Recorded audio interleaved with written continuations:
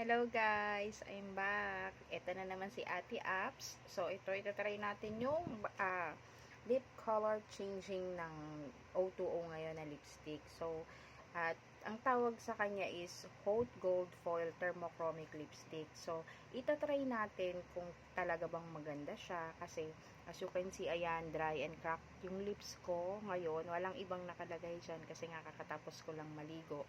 So, ito-try ko lang siya para makita ko rin kung maganda ba yung lapat niya. Kasi 3-in-1 na daw siya. Siya ay lipstick, lip balm, and lip tint na rin at the same time.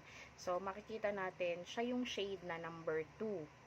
So, dalawa kasi yung shade niya. Isang sunlight, and ito yung number 2 yung moonlight. Yung number 1 yung sunlight. So, i-open na natin siya. Titingnan natin kung excited ako. Titingnan na natin kasi titignan ko kung okay ba siya yung lapat niya sa ating. Wow, nice guys. Ang ganda ng ano niya. Ang syala tingnan.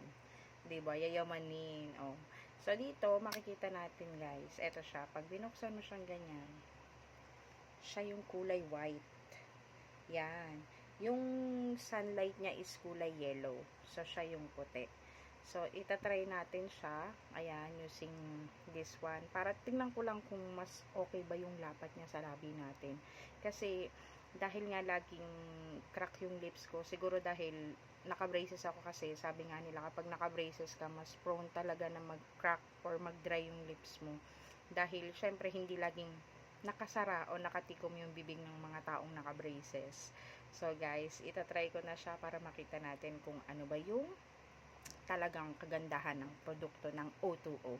Guys, for your information, gumagamit na ako ng O2O since last year kasi nang nakita ko siya, nainganyo lang ako kasi affordable and mukhang maganda naman yung mga product nila at hindi naman ako nagkamali kasi yung una kong ginamit na product nila is yung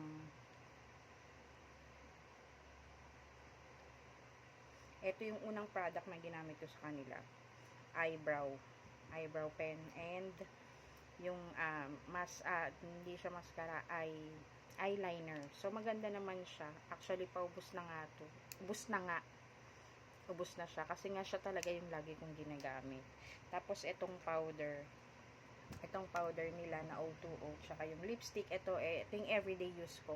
Actually 2-in-1 to, gagawan ko na lang siya ng separate na video para makita nyo rin. 2-in-1 siya, lipstick and blush on na rin siya.